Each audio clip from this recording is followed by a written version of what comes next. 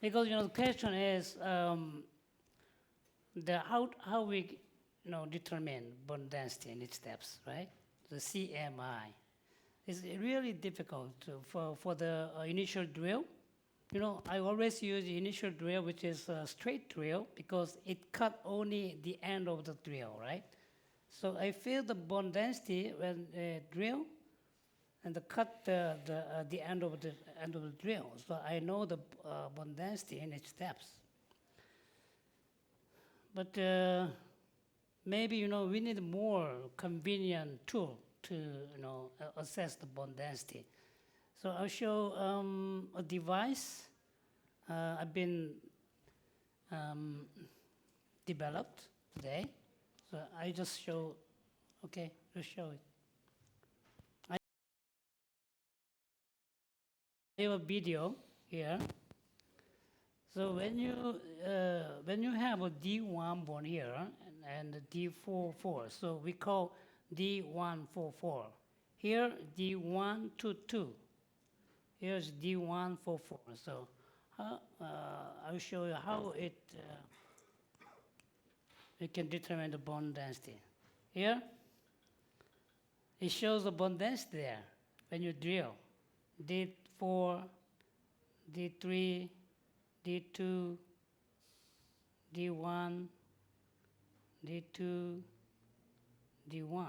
So you can see, this is actually D144 bone. It shows D1, D2 like that, okay, when I drill. And then when I meet D4, D3, it shows D3, D4 like that. This is D4, right? So, again, D1, when you drill first, it shows D2, okay? Now we met D1, okay, still D1. And I move to the D4, D3. Now it suddenly shows D3, D4, like this.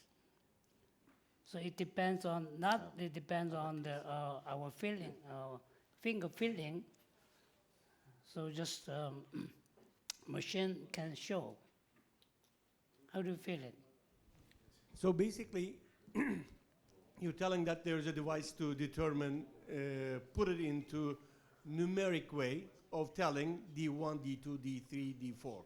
Yes. Because with your expertise, it may be very easy to decide if it is D1 or D2, but most probably it's not the experience of the audience.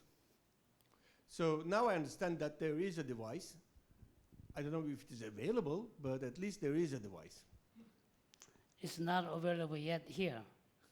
So it's under development. Okay. So this is a little bit very complicated to solving the problem. So we have to think many things. But that's just kind of ideas, so maybe, in the future, like less than 1 year, it will be available to you guys. But there's a lot of variables. What kind of drill we should use? What kind of diameter drill we have to use? How much pressure we need to drill?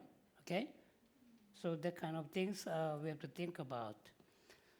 So as you see, but we can show you here. This is D122 bone, but it's about showing D1 or D2 if it's D1, D2 bone.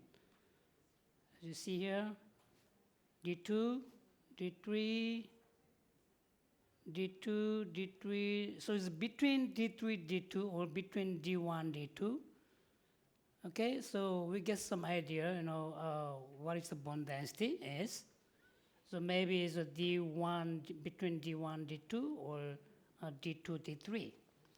So we cannot exactly know, the precise bone density. Is it D1 or D2? D2 or D3? Nobody knows.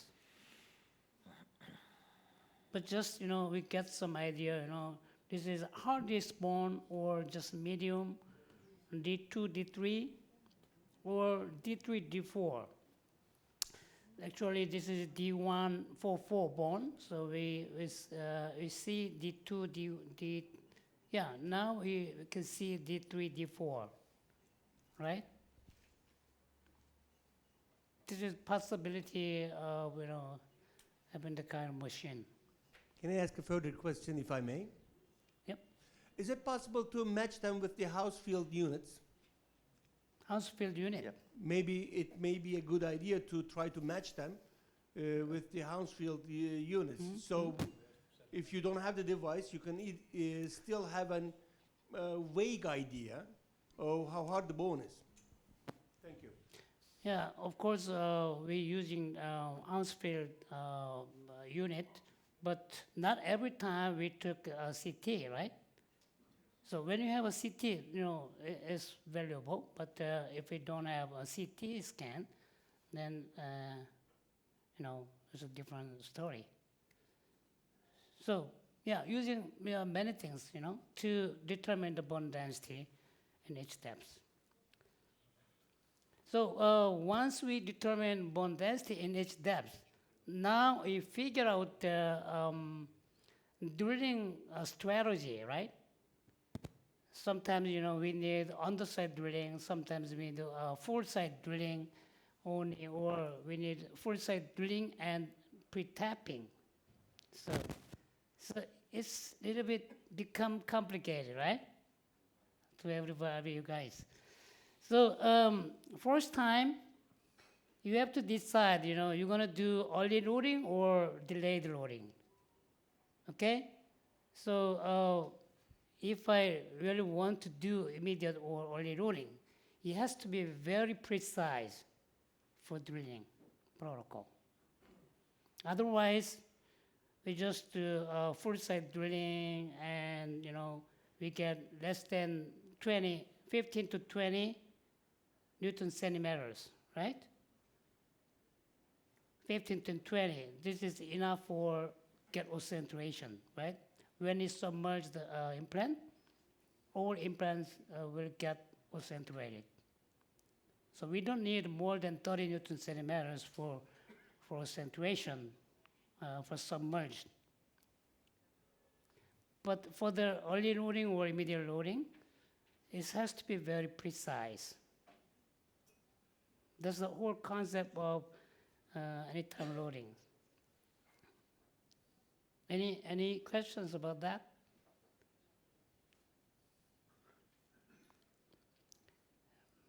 Maybe it will be more precise to determine bone density in each depth in the future, but so far not like that. We rely on the hand pressure and feeling, finger feeling.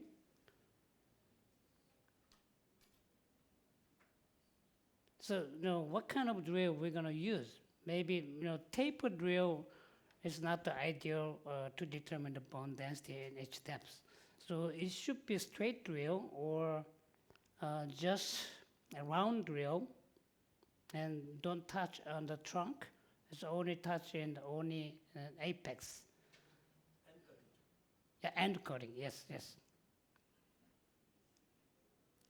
So this is the possibility of engines. It looks interesting. Yes, very interesting. Okay, great. How does it work? I mean, how does Yeah, it's kind of secret so far. it's beautiful. I'll tell you in the break. Is there any chance to find the difference between the sharp, straight drill with the commercial drill? Do you have any chance to You mean to, find the difference between this? Because sharp drill is very cutting. yes. Same RPM. So, Straight drill, not. Is there so yeah. between the D2 to the D3 or D3 to D4? So type of drill is very important. So it should be, is a one drill. Okay, you have to use only one drill to determine the bone density. Otherwise, everything is different.